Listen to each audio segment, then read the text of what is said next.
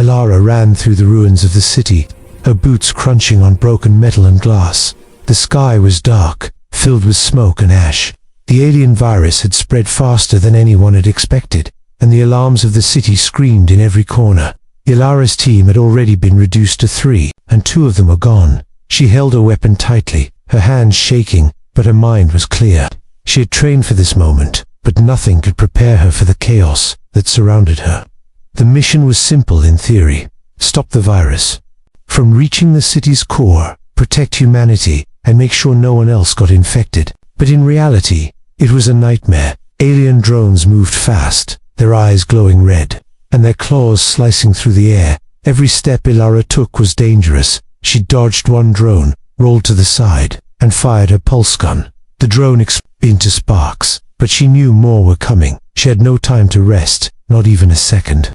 Then she saw him, Commander Rian, her mentor and friend, fighting alone against 3 drones. His moves were perfect, but the numbers were too high. Rian, she screamed, running toward him. Her heart raced. Her mind screamed at her to save him, but the blast came first. A sharp fire hit her side, sending her crashing to the ground, pain searing through her body. She gasped, blood staining her uniform. She tried to get up, tried to run, but the world spun around her, and then she saw Ithavirus spreading toward Rian. He struggled, fighting the drones, his eyes full of determination. But she could not reach him in time. The blast that hit her had slowed her down too much. She crawled, desperate, her hands scraping the ground. Her voice broke as she shouted his name, but it was useless. The virus touched him, and he fell. His hand reached for hers, but she was too far. He vanished into the alien mist, and the city went silent. Except for her screams, Elara collapsed, tears mixing with the ash on her face. She thought she had failed completely. Her mind was filled with guilt. She couldn't believe she had lost him. The mission was over. But her heart told her that something was not right. Somewhere in the shadows, a faint sound moved. Something she could not see. Her body ached, but she felt eyes on her, watching, waiting. She turned, but the ruins were empty. Only the wind answered her, whispering through broken walls. The city felt alive, as if it was judging her. She whispered to herself, I failed him. I couldn't save him. Her voice shook, echoing in the empty streets. The smoke twisted around her, hiding shapes that moved just beyond sight. Elara forced herself up, clenching her teeth.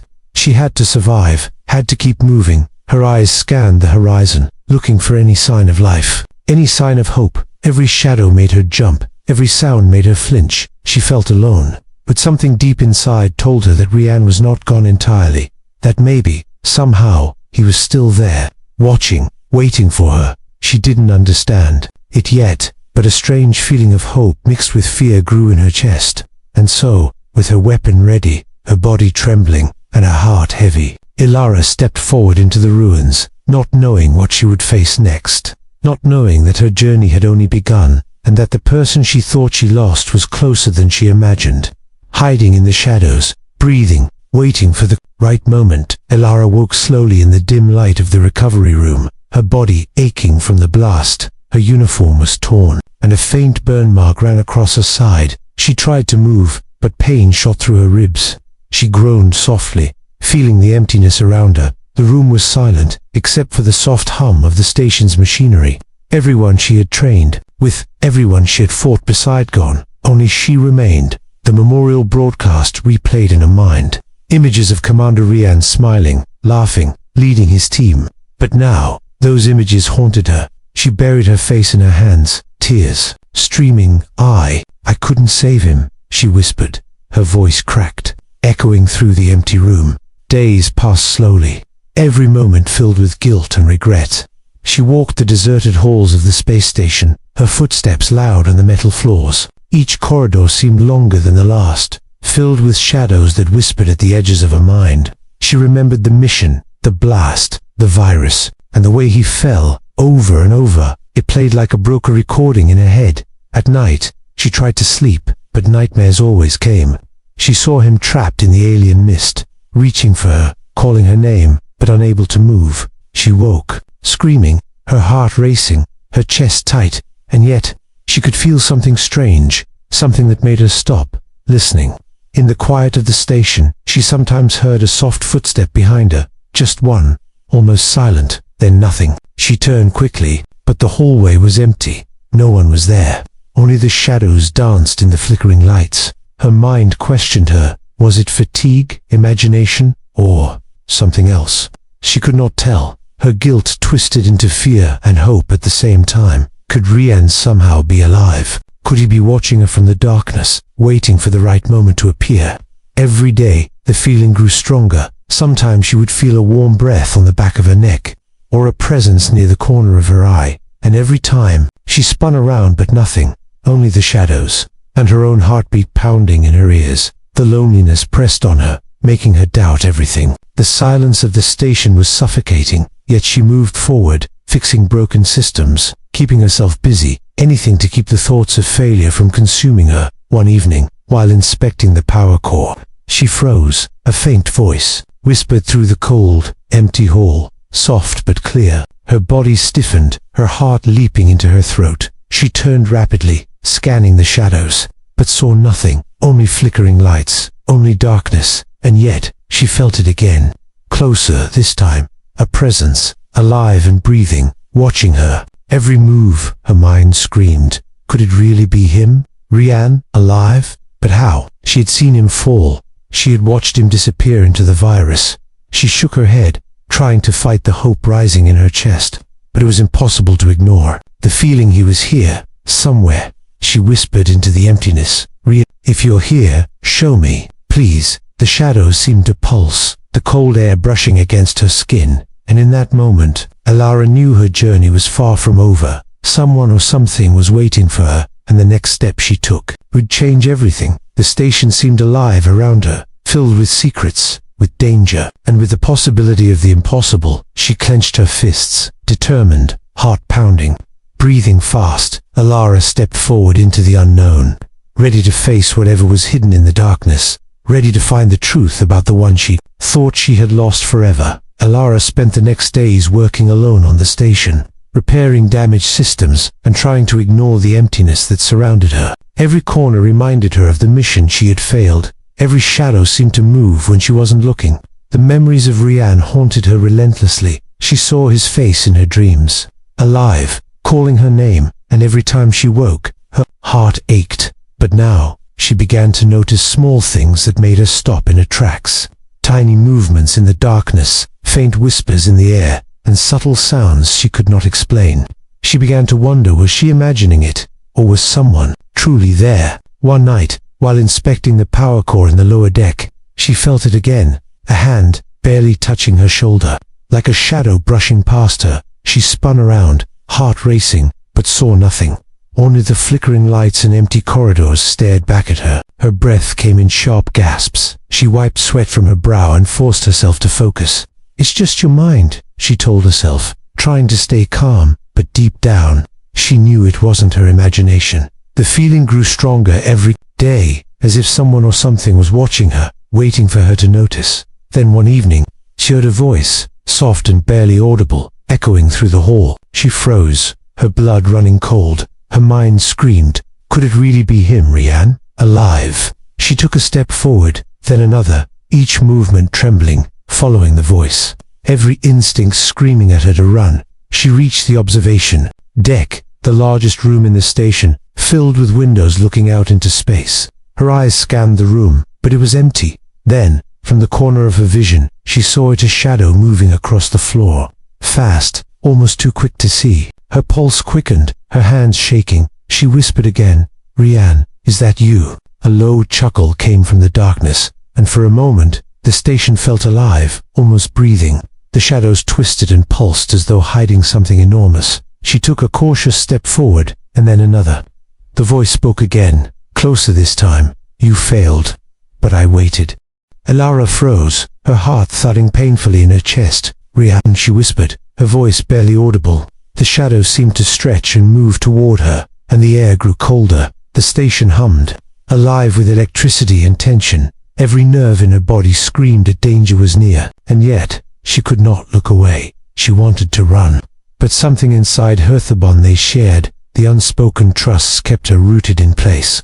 Suddenly, a figure appeared in the dim light, tall and strange, his movements calm, almost too calm. His body bore faint alien markings, glimmering softly in the flickering lights. Alara gasped, stepping back. "Rian, what happened to you?" she asked, fear and hope mixing in her voice. He stepped closer, his breathing steady, calm, and human. Yet something about him had changed. He had survived the virus, but it had left its mark on him, altered him, made him stronger in ways she could not yet understand. "I've been here," he said quietly, "watching, waiting for you." Ilara's knees shook, her emotions overwhelming her. Relief, joy, fear, guilt all at once. She wanted to reach out, to touch him, but the distance between them felt like miles. She realized that what had survived was not just him, but also the mystery surrounding him, the suspense of the unknown, the alien virus, and the secrets hidden in the shadows. All of it came together in that moment, and Ilara knew. Her journey had changed forever. What she thought was over had only just begun. The station pulsed with life around her, the hum of machinery mixing with the quiet whispers in the air, and somewhere deep inside, she felt a thrill of hope, the fear of danger, and the certainty that the one she thought she had lost was finally there, watching, alive, waiting for the right moment. Ella could hardly believe her eyes. Her heart raced as she stared at the figure standing in the dim light of the observation deck. The tall shadow slowly stepped forward, and for the first time, she saw him clearly. It was Rian, alive, breathing, and watching her, but something had changed. His body bore faint, strange alien markings, glowing softly under the flickering lights. His eyes, still the same warm brown she knew, held both familiarity and something unfamiliar, something powerful. Ilara's knees shook, and she sank to the floor, unable to speak. "Rian, how are you here?" she whispered, her voice trembling. He knelt down to meet her eyes, his expression soft, yet serious. "Ilara, I survived," he said quietly, "but I am not the same. The virus changed me. It touched me, altered me, but it did not take me completely."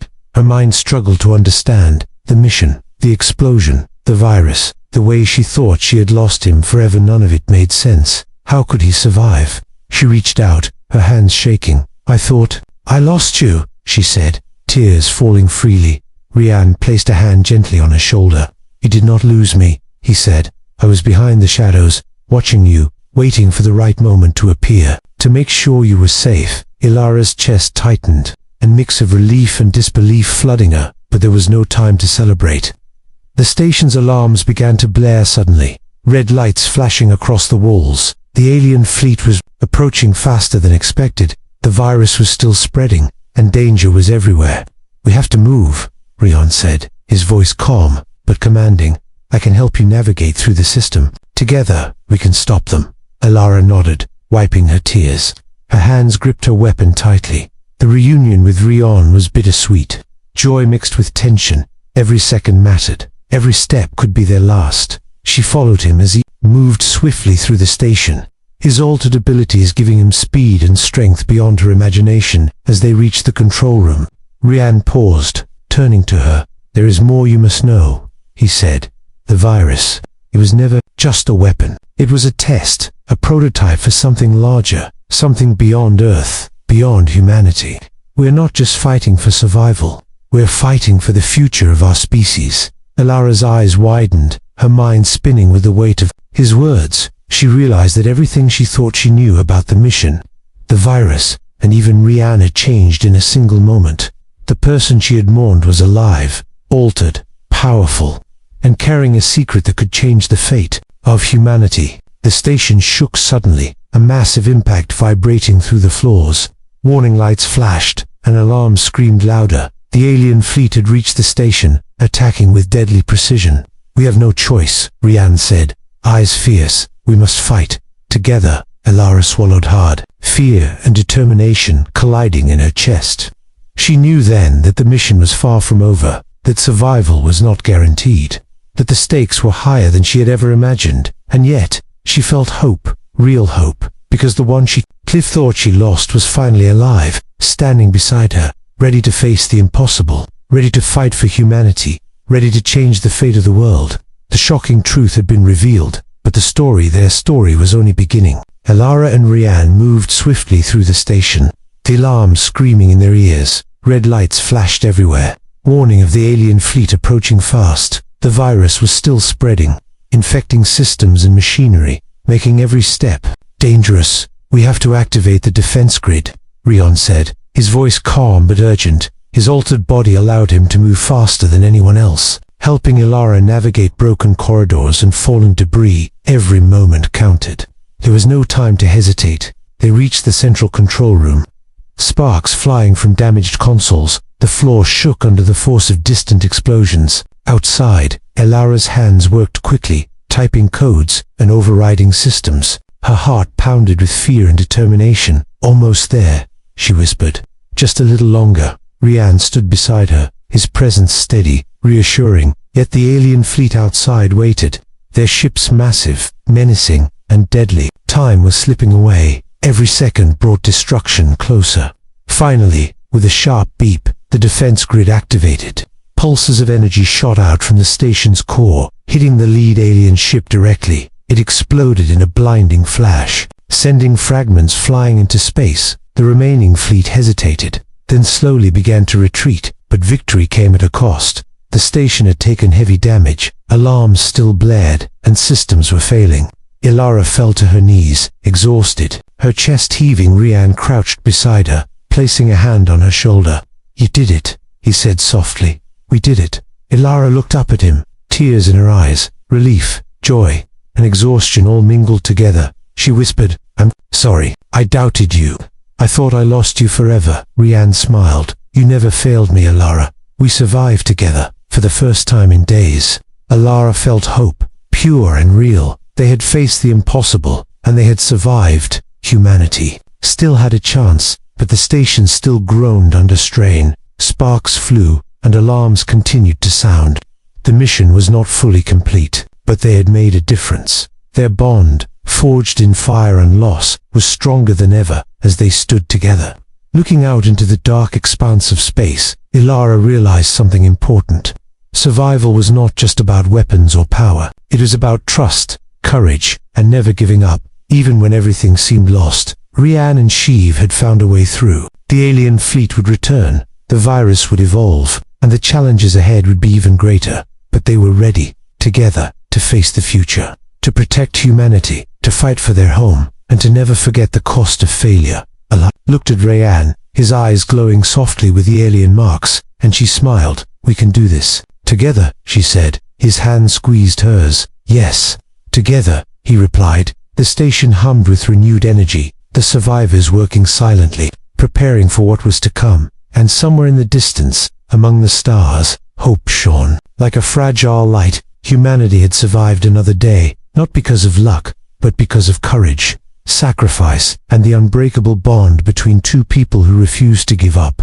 The story of failure, hope, and survival ended that day. But the journey, the fight for the future of humanity had only just begun.